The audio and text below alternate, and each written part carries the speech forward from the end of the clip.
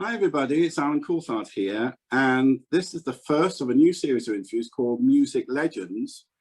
And my guest today is Mr. Pete Hammond, who many of you will know from his work with PWL in the 1980s, but who had a career long before that, dating back to the 1960s. And he's written an excellent book called Get Down Here Quick and Mix Yourself a Hit, and I thoroughly recommend it. So, hi Pete, how are you? Oh, all right, thanks. Yeah, well, need a haircut, but apart from that, don't we all? So how's the lockdown been for you? It's not really. I miss the pub the most. The pub and restaurants. My wife and I used to eat out at least 4 nights a week, or go to the pub 5 nights a week, and then go for a meal. Not getting drunk, just have a few beers, and then go and have a meal in our favourite restaurant in Purley, the Tapas Bar. That's for enters. It's fantastic, but obviously that's all gone out the window. So now it's cooking every night and filling up our bins with bottles and cans every.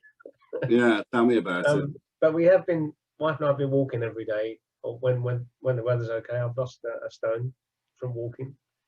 I used to walk a lot anyway, but it's been more concentrated with the lockdown. You just got to get out. We live in the country sort of area, so we've got a nice country walk down to the Webb Estate, which if you look it up, it's a very famous estate with lots of very rich people living there, including Francis Rossi, who I met the other day walking around there. Oh, wow.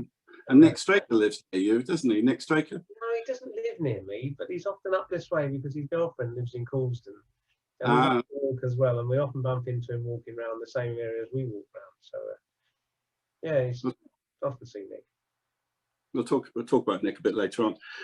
Okay, then. So let's go back to the beginning then. What led to your interest in music?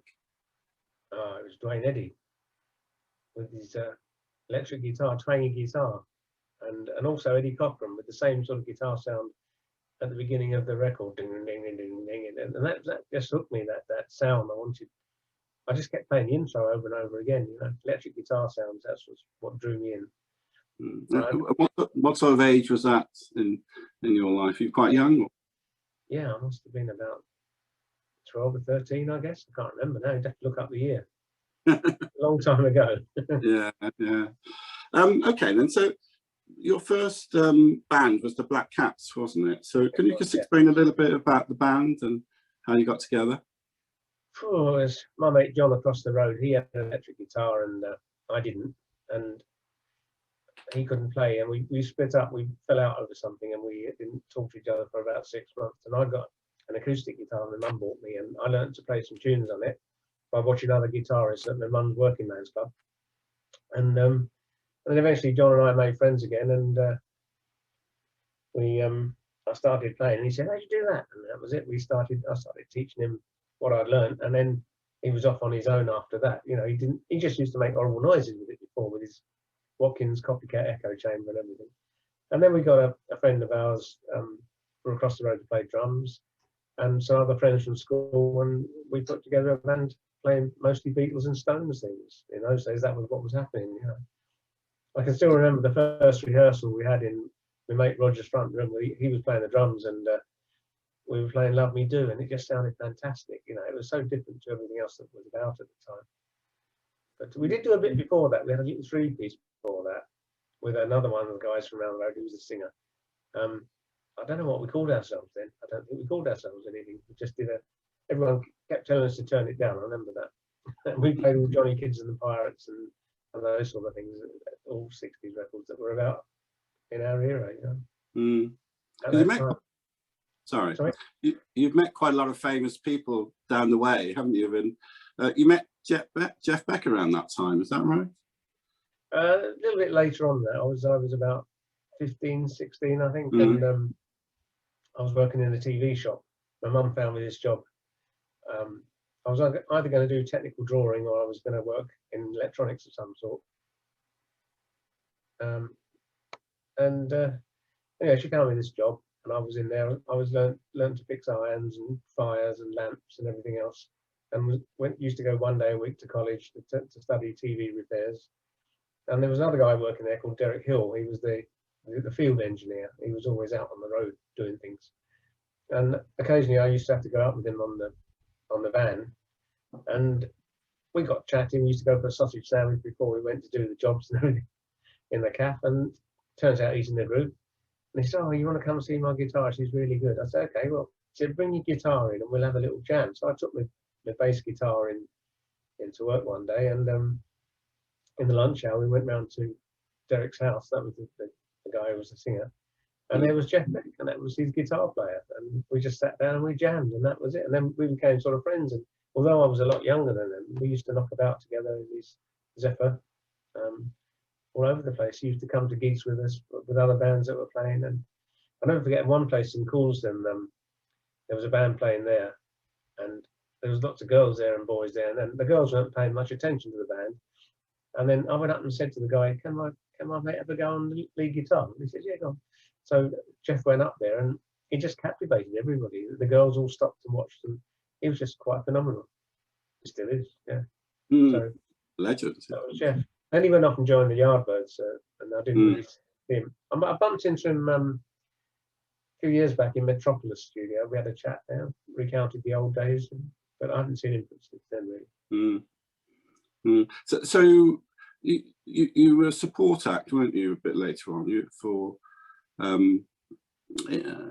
Which was the club in which you did your support for some quite famous? It wasn't really a club. It was kind of it was Wallington Public Hall in the centre of Wallington town centre there, near the traffic lights. And every Tuesday night they used to have big names on there, and they had a warm-up DJ there, and then the big name would come on, and then the support band would come on, namely us, and then the big names would come on and play their set, but there was no posh changing rooms. I mean, we all used to gather around the back of the stage there, and we played with the Stones and dressing room with them, and we played with Elton John and Long John Baldry, and he wasn't Elton John then, he was just the keyboard player with Long John Baldry. Yeah, because he wasn't famous then. This is the 60s still, isn't it? Yeah, he wasn't even famous then. And then we did and then Nashville Teens, and there were just loads of bands. Oh, Johnny Kidd and the Pirates. It was just a fantastic time those days. It really was. So in terms of studio experience, what was your first experience of a recording studio, and roughly when was that? Well, it wasn't as a technician or anything. It was our band had won a beat group competition, as they used to call it, in Carshalton Park. We tied for first place with another band called The Remainder, which was in fact the guitarist was Rob Davis from Mud, and the bass player was the same bass player, Ray Styles from Mud. And the prize was 2 hours in R.G. Jones recording studio in Morden, which was right by the park there, by the swimming pool. And we went there and we set up, and we'd never been in a studio before, didn't know anything about it. And we took a lot longer because we didn't have a multi-track in those days. They just had a 2-track machine and another 2-track machine. And if you wanted to overdub, for instance, we did the take that we liked, and then to overdub something else on it, you had to bounce it from one 2-track machine to the other 2-track machine whilst adding the overdub. That's how it was done. And we ended up there for a lot longer than the 2 hours, and I've still got the recordings. Yeah. Wow. They don't half sound half bad at all, to be honest with you. Considering we were only in the 14 and 15 age group, something like that. My dad used to drive us to the gigs. But yeah, that was my first experience of studio as a musician, bass player. Then after that, the next, that goes a lot later when I met Bernie Proctor at Tooting Music Centre. That's another part of the story. Yeah, come on to that. I think before then you met your wife, didn't you, Jenny? Is that right? Jennifer, yeah. Jenny. Yeah, sorry. Jen. The wife, Jen, as they call her. But she was a singer as well, wasn't she? Didn't she sing with you as well? We met up at the Orchid Ballroom. In fact, I saw her walking around the streets, and I said to my brother, "Gosh, she's gorgeous."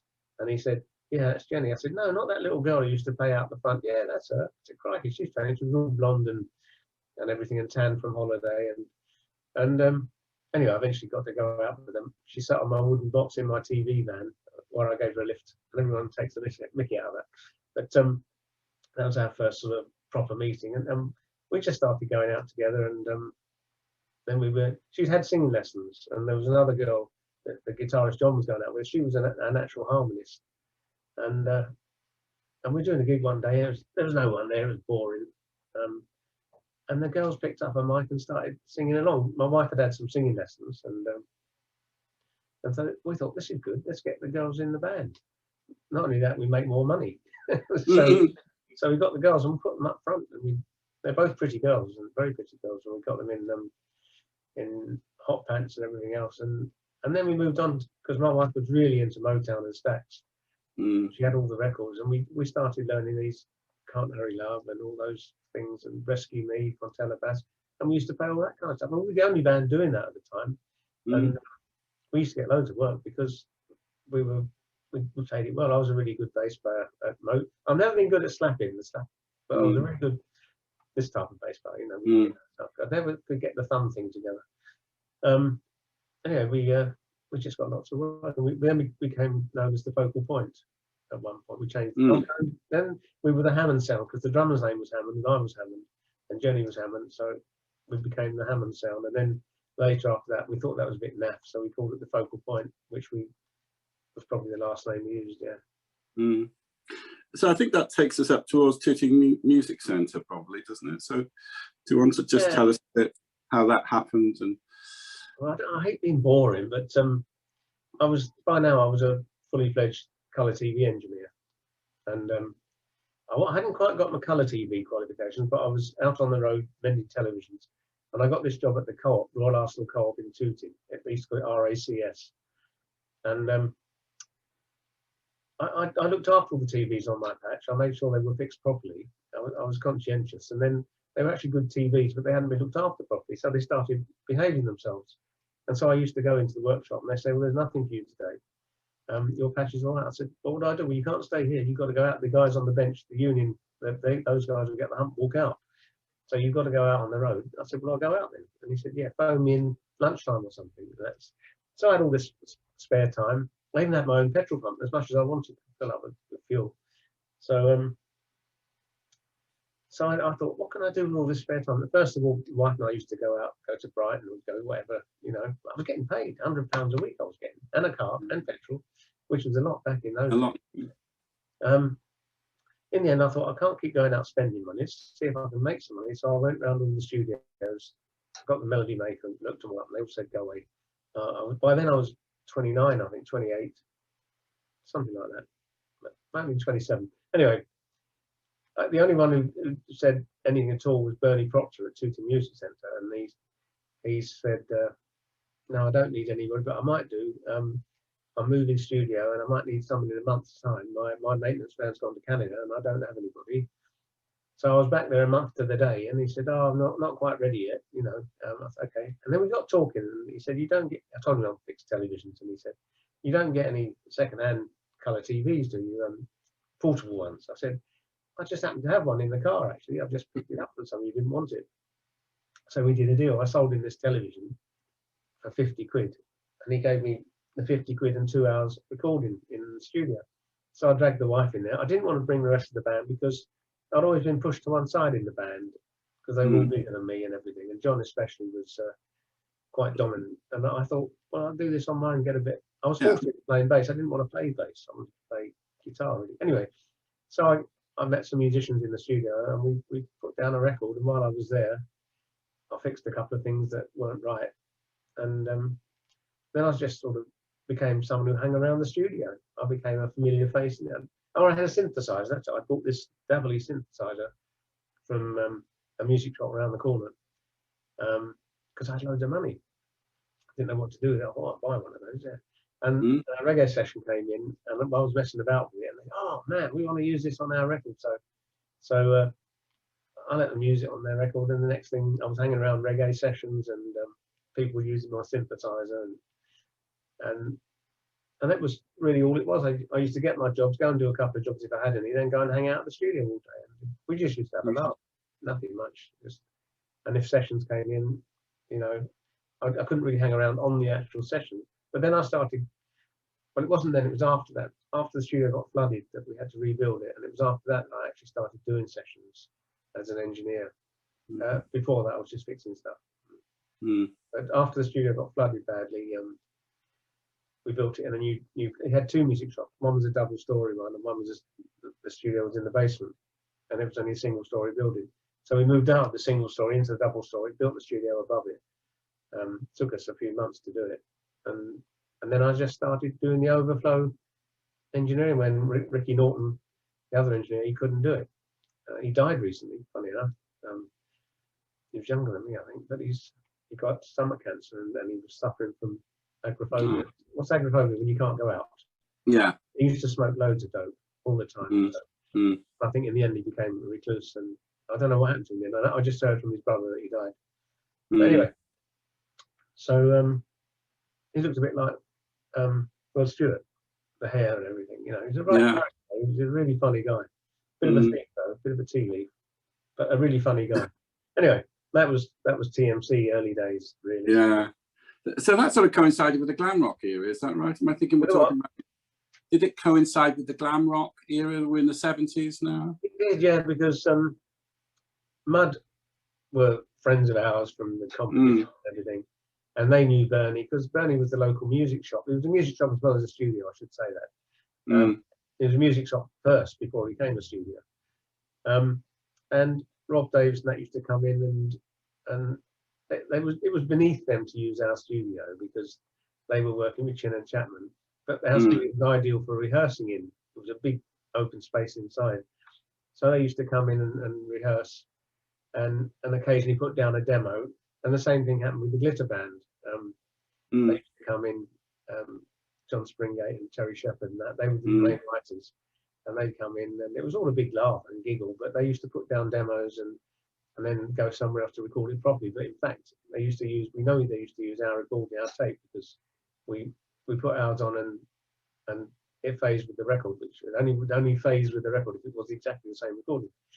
So anyway, and then Gary came down one day, and Gary's brother used to come in, and then Shaking Stevens used to come in. There were all lots of the old school. Paul Young used to come in with the Q-tips. Lots and lots of reggae, loads of reggae. God. We the People band from Jamaica, and Sly and Robbie used to come by and stop there. Wow. We were the equivalent of Channel 1 in Jamaica, apparently. And everything to it. Amazingly, I think I'd walked past that because I used to live in Mitcham, and I used to walk to Tooting Broadway. So we're talking about the same. Right past it, yeah. Yeah. Although this wasn't until 1980. So was it still there then, TMC? Yes, it was. Yes, it was there in 1980. And if you walked from Amen Corner, you know Amen Corner, obviously. Yeah. Yeah. If you walk down along there, and if you know where Smith Brothers was on the right, it was right opposite there. And then it was on the first floor. The ground floor looked derelict. It was just junk in there with the old musical bits and pieces. It looked like it was closed.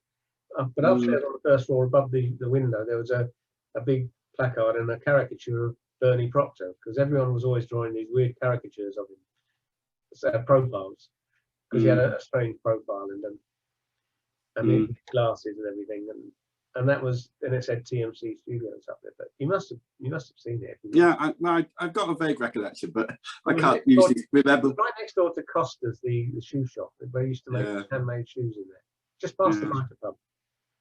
I can't remember what I did last week sometimes, let alone 4 years ago. Anyway,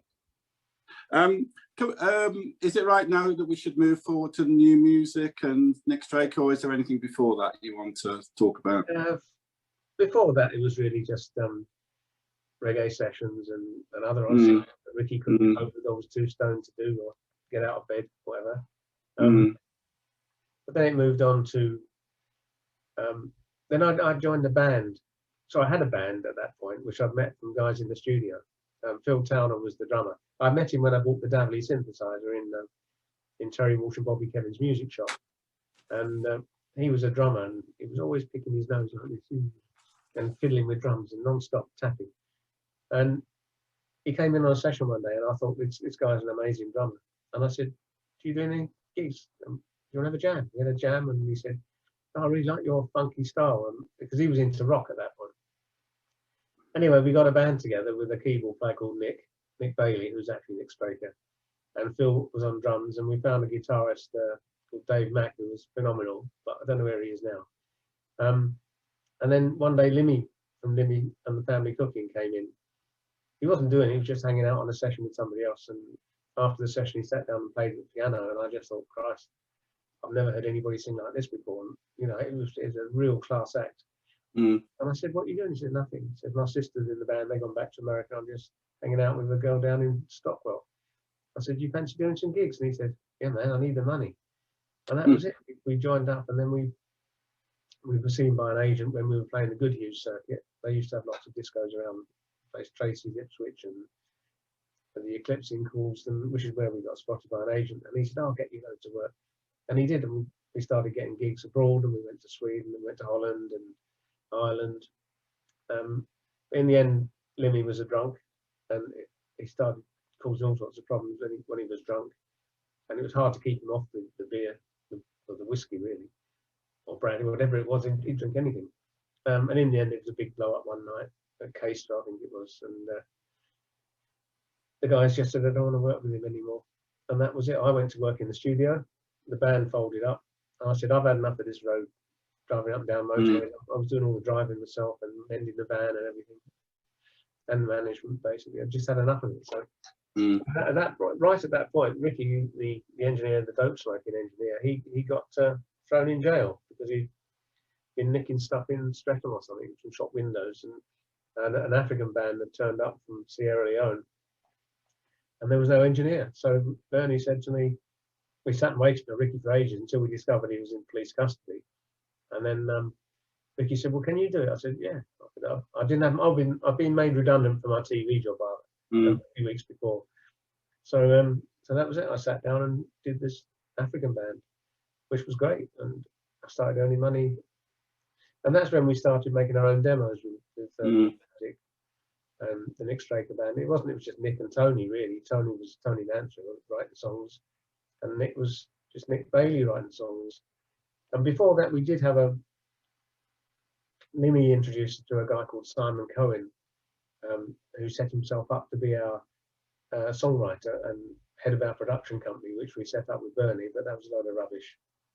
We had a couple of singles out, but they didn't do any good. We got signed to Polydor for a couple of singles, and then that fell apart. And then we decided we could write better songs than Simon Cohen. So that's what happened. And then Tony was brought in later because Tony was just a mate. But it was Nick really started writing, and that's when Tony got a deal with GTO Records. In fact, the first records that he made that got the deal never got used because he did a song called Sanctuary, sorry, Straight Lines, and then the follow-up was Living by Numbers, which was quite a hit. Okay, yeah. And then Nick did Walk in the Park, and that was a massive hit in Germany. It was 6 months in the top 10, which is unheard of. And luckily, I'd get co-written the B-side. Oh, right. Made a few quid out of Pay for your studio. It helped. Yeah, that was what happened there, really. And Nick, it was really difficult because they were both doing Top of the Pops, and it was the same band. I was going to ask you. Not quite. We had to transpose some members, and some of the members in Nick's band never played on the record. The guitarist in Nick Straker band, this guy called Andy, but Tony Mansfield played the guitar on Nick's Walk in the Park. And the drummer Phil, he had to sort of hide at the back because he was on both of them. So Phil also played on Buggles' Video Killed the Radio Star as well. Wow. And Nick played on Silly Games as well. Do you remember that one? Dan at K. Dan at K, yeah. Yeah. We were all kind of interwoven in those days. Yeah. We knew everybody. A bit of a cottage industry. Yeah. The small studio thing was, we weren't in the big league studios because we were only 16 track to start with. And eventually we got 24 track and then a better desk and everything as we moved up the line. But, up in the ranks, yeah. Let's talk about the technical side of it, because some of the guys watching this and guys and girls watching this will probably wonder how we move towards the live, or from the live musicians into the sort of electro sound that you must have created. Well, you were one of the innovators, I think, of that sort of consistent. Well, we were striving. We were constantly striving for tightness and for and to stop speeding up, because speeding up was a problem with records. Everyone keeping the strict tempo was always difficult. So when you came to overdub a record afterwards, you had to if you're the bass player and you're overdubbing the bass part to the drums, it was very difficult to actually keep dead in time because the drums weren't dead in time anyway. And we were constantly striving for this strict tempo, if you like. And we had this idea, well, I think I had the idea, to get a synthesizer. And we set up a sawtooth pattern noise, which is white noise, on the synth, and then modulated it. So it's going. And we recorded that on the tape all the way through, one finger on the note, holding it down. And we recorded 3 or 4 minutes of that, and then fed that to the drummer in his drum room. We had a proper drum room in TMC, and he just drummed along while somebody was strumming a guide to him. And that's how we got the drums tight doing that. And then later on from that, we found a rhythm box, the TR, don't know what it was called, just a rhythm box it was called. And although there was no proper drum sounds, we had a Simmons kit. And being inquisitive, I took the head off one of the Simmons drums and discovered all that was inside was our speaker.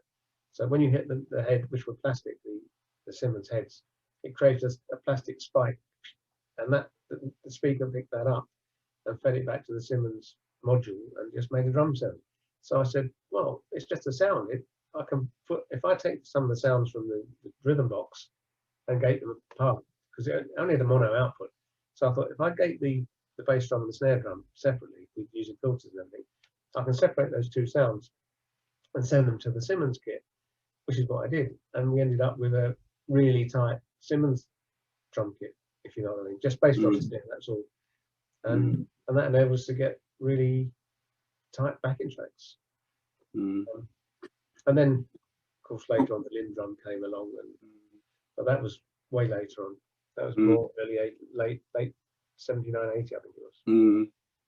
But prior to that, we were recording all our drums live, apart from the Simmons drums, I mean.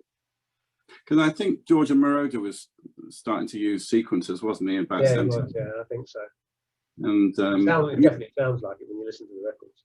But before that, people used loops. They used to use we'd get a section of drums that was tight, and we'd edit it into a tape loop. Actually, it was a loop of I don't know if you remember these things. And we put it on the tape recorder, and it used to dangle down below the tape recorder, and there's an empty spool acting as a pulley wheel at the bottom, and it would just keep going around like this all the way around. And then we'd record that onto the multi-track and overdub to it. Sometimes and everything. It was that's what they call them drum loops for, because it was actually a loop in those days, a loop of tape. But there were all sorts of tricks to get. There were many tricks to get things tight. We were just trying our best to do what we could. Should we go forward to about 1980 then? Because I remember a little bit of jazz was a massive hit in America. Obviously, we've mentioned Walk in the Park. That was the biggest hit initially in the pop charts, I think. But a little bit of jazz was a really quite an influential record, I think, in terms of DJ. Yeah.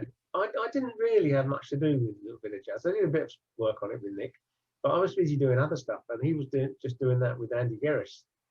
Andy Gerris was the Scottish guitar player who I taught to engineer, and he was now doing some of the overflow sessions in the studio. But I was pretty much tied up with Tony Mansfield doing 3 albums at that point. And Tony used to work all hours under the sun, you know. It's a long story, that. But he didn't come in very early, Tony, so I used to get there early. I was told to be there by 11 or 12, and he'd arrive at 5 o'clock or something, then work through till silly o'clock, and then say, oh, I'll get back here for 11. So I get back and the same thing had happened. So I was not getting much sleep at all and working all these hours. And that's why Nick was working with Andy, and they put this little bit of jazz together. And yeah, it's a great record. Still today. Yeah, I remember there's lots of late nights in the studios, aren't there? I've done quite a few of those. God, yes. Yeah. Well, the thing was, in those days, a studio used to cost you £1,000 a day.